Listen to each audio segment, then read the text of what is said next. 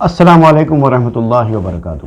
الحمدللہ رب العالمین والصلاة والسلام علی سیدنا محمد سید الاولین والآخرین وعلی آلہ واصحابہ اجمعین، اما بعد۔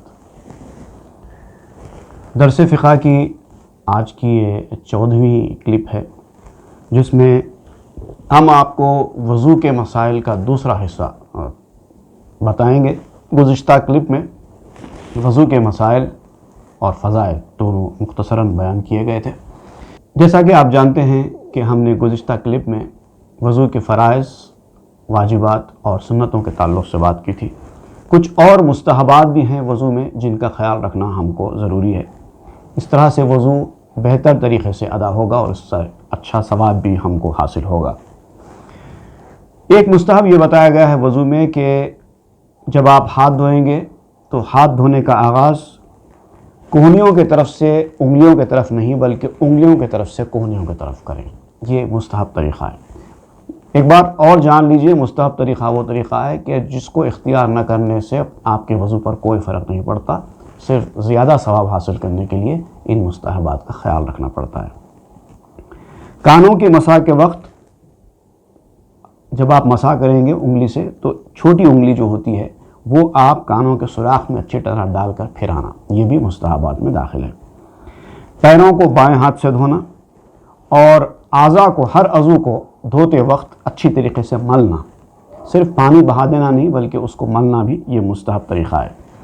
وضو کے بچے ہوئے پانی، یعنی جو پانی سے آپ وضو کر رہے ہیں، جیسے لوٹے میں آپ پانی بھرے ہیں یا کسی گلاس وغیرہ کسی چمبو وغیرہ میں آپ پانی لے کر وضو کر رہے ہیں، تو اب جو پانی بچ جاتا ہے لوٹے میں یا چمبو میں، اس کو کھڑے ہو کر پی لینا، یہ بھی مستحبات میں داخل ہے۔ اور جیسا کہ بیان کیا گیا کہ بسم اللہ پڑھ کر وضو شروع کرنا چاہیے، اسی طریقے سے ہر عضو کو دھوتے وقت بسم اللہ پڑھنا یہ مستحبات میں داخل ہے، ریکمینڈڈ ہے، لیکن آپ نہ پڑھیں تو کوئی فرق نہیں پڑتا۔ اور وضو ختم ہو جانے کے بعد 2 رکعت تحیۃ الوضو کے ارادے سے اس کی نیت کے ساتھ ادا کرنا یہ بھی مستحبات میں داخل ہے۔ یہ وضو کا احترام ہے، جیسے کہ 2 رکعت نماز تحیۃ المسجد بھی ہوتی ہے، اسی طرح 2 رکعت نماز تحیۃ الوضو بھی ہوتی ہے۔ کچھ مکروہات ہیں، ان کا خیال رکھنا ضروری ہے وضو میں، تاکہ وہ چیزیں آپ اختیار نہ کرنے پائیں، تاکہ آپ کا روزہ مقبول نہ ہو۔ جو مستحب طریقے بیان کیے گئے ہیں، جو سنت طریقے بیان کیے گئے ہیں وضو کے، ان کے خلاف وضو کرنا، جا کر اس طریقے پر وضو کرنے کی کوشش کرنے کے بجائے اس کے خلاف وضو کرنا یہ بھی مکروہ ہے۔ اور پانی جتنی ضرورت ہے اس سے کم لینا یا ضرورت سے زیادہ پانی خرچ کرنا یہ بھی وضو میں مکروہ بتایا گیا ہے۔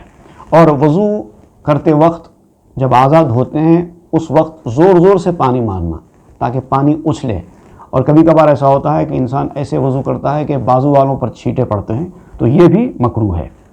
اور اسی طریقے سے ہر عضو، جیسا کہ میں نے بیان کیا کہ کم سے کم 1 بار دھونا فرض ہے اور 3 بار دھونا سنت ہے، تو ان 2 ہی چیزوں کا خیال رکھیں، یا تو 1 بار دھویں یا تو 3 بار دھویں، اس سے زیادہ کرنا یہ مکروہ ہو جاتا ہے۔ اور اسی طریقے سے ہاتھوں کو جب پانی لگ جاتا ہے تو وضو کرنے کے بعد اس کو جا کر جھٹکنا، ادھر ادھر جھٹکنا یہ بھی مکروہ ہے۔ وضو مسجد کے اندر بھی نہیں کرنا چاہیے اور نجس جگہ پر بھی نہیں کرنا چاہیے۔ اب مسجد کے اندر سے مراد جو حدود مسجد ہے اس کو کہتے ہیں مسجد کے اندر۔ عام طور پر وضو خانے یا حوض وغیرہ حدود مسجد کے باہر بنایا جاتا ہے، تو وہاں پر آپ وضو کر سکتے ہیں۔ مسجد کے اندر بیٹھ کر وضو کرنا یہ مکروہ بتایا گیا ہے۔ اب آئیے کن کن چیزوں سے وضو ٹوٹ جاتا ہے اس کی بھی جانکاری حاصل کرتے ہیں۔ پہلے حنفی فقہ کے حساب سے جن چیزوں سے وضو ٹوٹتا ہے اس کا بیان کریں گے، وہ ہے جو چیز سبیلین سے نکلے، کوئی بھی چیز جو پیشاب پیخانے کی راہ سے انسان کے باہر آئے تو اس سے وضو ٹوٹ جاتا ہے۔ اور باقی بدن کے جو سوراخ ہیں، جیسے منہ ہے، ناک ہے، اس میں سے اگر کوئی چیز نکلے تو اگر وہ زیادہ مقدار میں ہو، جیسے کہ قے اگر نکلتے ہیں، منہ بھر کر قے ہوتی ہے، تو اس سے بھی وضو ٹوٹ جائے گا۔ یا پھر خون اتنا نکلتا ہے منہ میں سے یا ناک میں سے کہ اپنی جگہ سے بہتا ہے، اتنا زیادہ ہے، تو یہ بھی اس سے بھی وضو ٹوٹ جائے گا۔ البتہ اسکن وغیرہ سے اگر خون وغیرہ نکلتا ہے تو وضو نہیں ٹوٹے گا۔ اسی طریقے سے نشہ، مستی، جنون، اس کی وجہ سے انسان کی عقل زائل ہو جائے، یا نیند یا بے ہوشی اتنی گہری نیند ہے، ٹیکا لگا کر سو رہے ہیں کہ آپ کو اپنا ہوش نہ رہے، تو ایسی صورت میں بھی وضو ٹوٹ جاتا ہے۔ خاص طور سے احتبا کہتے ہیں ٹیکا لگا کر سونے کو۔ اگر کوئی آدمی کھڑے کھڑے یا بیٹھے بیٹھے سو جائے بغیر ٹیکا لگا کے تھوڑی بہت نیند لے تو اس سے وضو نہیں ٹوٹے گا۔ بہت زیادہ اگر سو جائے تو وضو ٹوٹ جاتا ہے۔ حنبلی فقہ میں ان 3 چیزوں کے علاوہ اور چیزیں بھی بیان کی گئی ہیں جس سے وضو ٹوٹتا ہے۔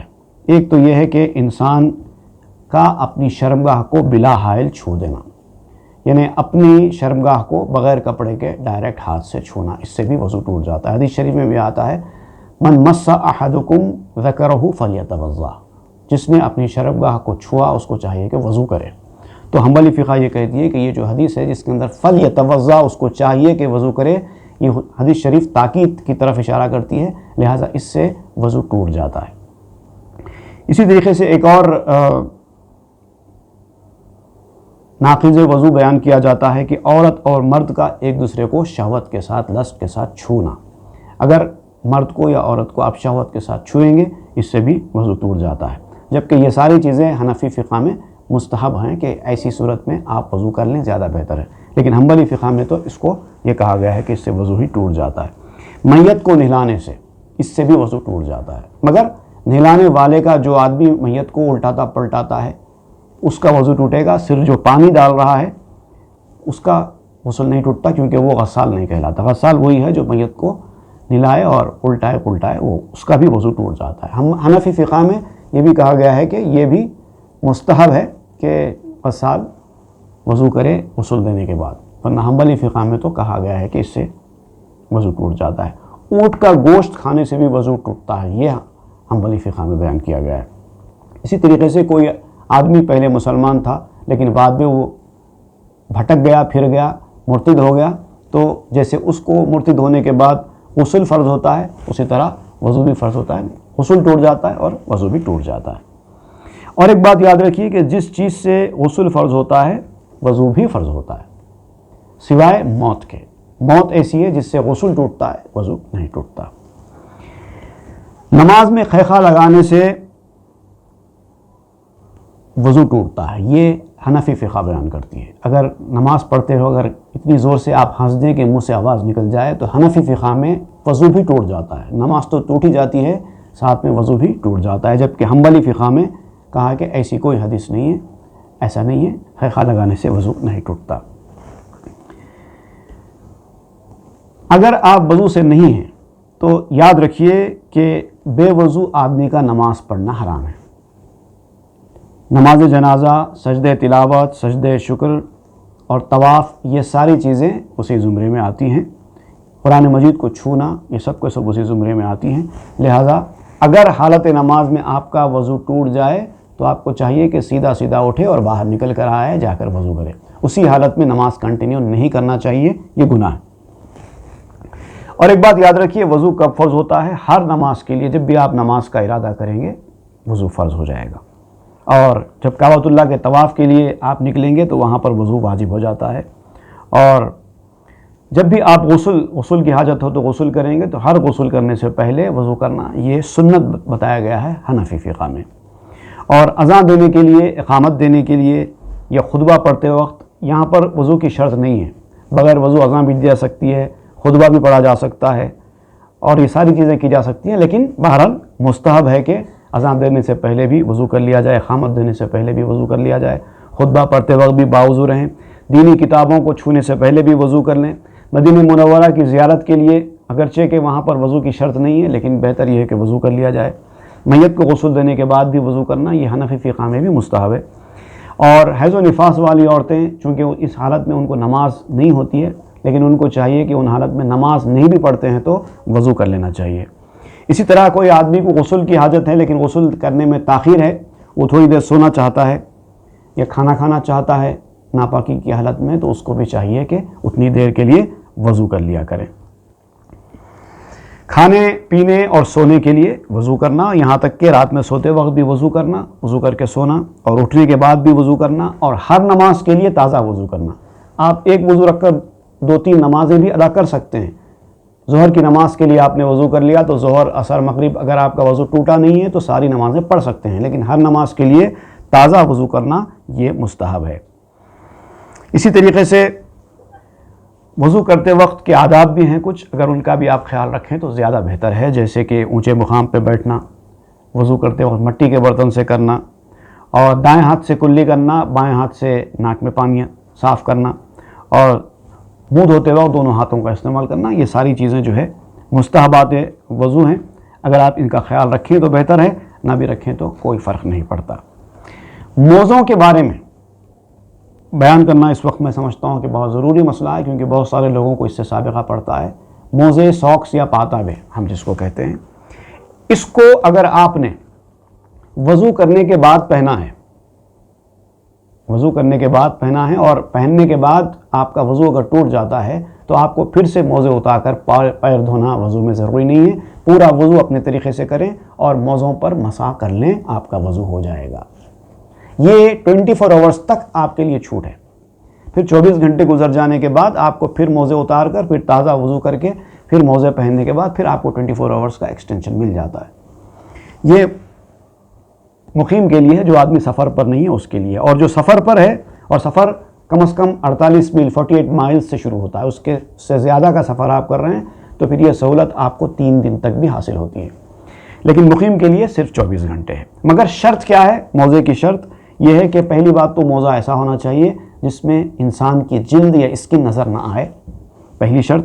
دوسری شرط یہ ہے کہ کسی خاص مجبوری میں پہنے، یا سردی کی وجہ سے یا آفس کی پابندی کی وجہ سے یا کسی بھی مجبوری کی وجہ سے پہنے، یا تیسری چیز یہ ہے کہ وضو کر کے پہنے، اور چوتھی شرط یہ ہے کہ موزہ اپنے آپ میں آپ کے پاؤں پر ٹکا ہوا ہو، کوئی ڈوری وغیرہ سے آپ اس کو باندھیں، ایسا موزہ ہو تو آپ موزے پر مسح نہیں کر سکتے۔ ایسا موزہ ہونا چاہیے کہ جس کو پہن کر آپ بآسانی چل سکتے ہوں، بغیر شوز پہنے کے بھی آپ موزہ پہن کر چل سکتے ہوں، ایسا فٹ آپ کے پاؤں میں بیٹھا ہوا موزہ ہو تو اس موزے پر آپ مسح کر سکتے ہیں۔ 24 گھنٹے تک کوئی پرابلم نہیں ہے، آپ کر سکتے ہیں۔ اس کو عربی میں جبیرہ کہتے ہیں، تو جبیرہ پر مسح کرنا، مسح علی الخفین کا لفظ استعمال کیا جاتا ہے فقہ میں اس کے لیے۔ اور آخر میں ایک بات بتاؤں آپ کو کہ اگر کسی کو زخم آ جائے، پٹی وغیرہ باندھ دیں، جیسے کوئی پلاسٹر وغیرہ باندھ دیتے ہیں، تو ایسی صورت میں اسی کو کہتے ہیں جبیرہ۔ تو ایسی صورت میں آپ کو حکم یہ ہے کہ جہاں تک پٹی بندھی ہوئی ہے وہاں پر آپ اتنے حصے پر مسح کر لیں، اور باقی حصے میں وضو کرنے کے طریقے سے وضو کریں، انشاءاللہ آپ کا وضو ہو جائے گا۔ یہ کام کی باتیں یقیناً آپ یاد رکھیں گے، اور دعاؤں میں بھی یاد رکھیے۔ السلام علیکم و رحمۃ اللہ۔